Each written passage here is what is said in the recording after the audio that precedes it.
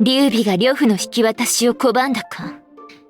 あのアマちゃん君主ならそうも動くだろう。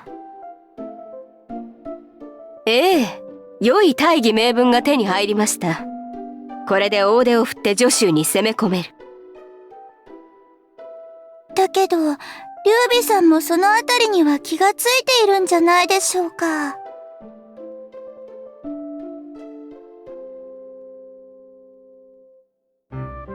同盟の破棄や今回の呂布の件といい、確かにしたたかな印象を受けるな。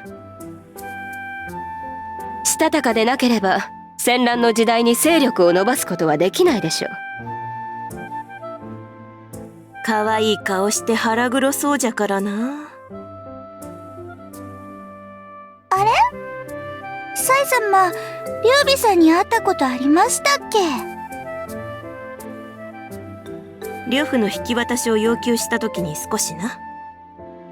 ああいう腹黒い女、わしは好かん。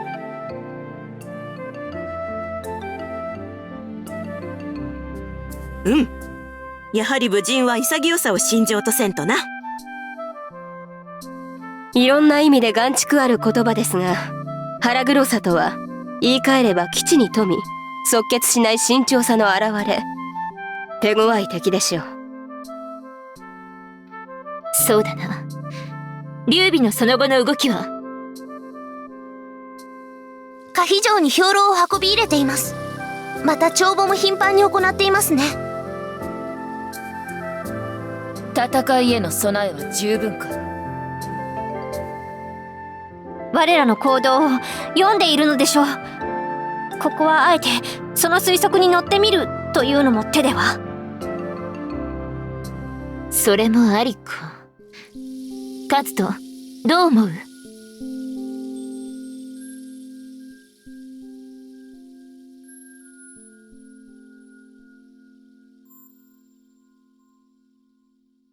準備か。のん、軍の再編成はどうなってる？南西で投降してきた兵士たちのうち、約半数はすぐに使い物になりますが、残り半数は放逐しちゃった方がいいでしょうね。兵糧、資金、それに武具や防具、軍馬の数はそれなりに潤沢にあるかと。わかった。ならば降伏した兵を組み込み、調練を施した後で出陣しよう。それは少し時間をかけすぎではないか？体制を整える時間を与えるのは感心せんが。しかり。しかし今回は軍の体制を整えてからの方が良いでしょうね。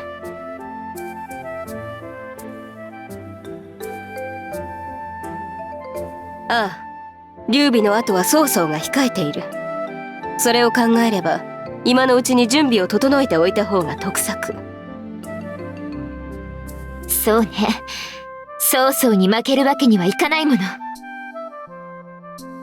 御意。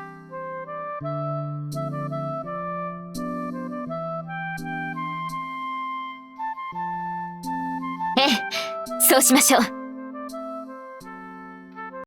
う。よし、師春、民名。こうとなったら早速部隊の調練をするぞ。これから10日間休みなしでぶっ通しじゃ。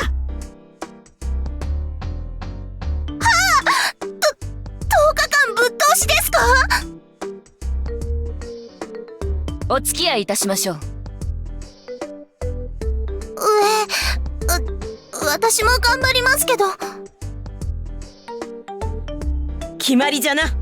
ついでにひよっこども全員まとめて調練してやろう。覚悟しておけよ、民名。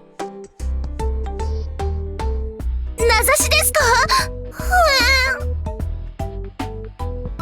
ご愁傷様だな。何を他人事のように言っとる。貴様もたっぷり調練してやるから、そのつもりでおれよ。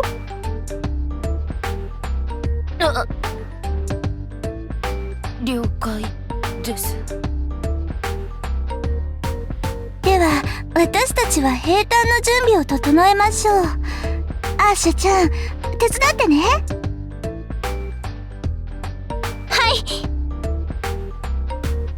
よし。では、20日後に出陣する。各自、準備を頼むぞ。よい。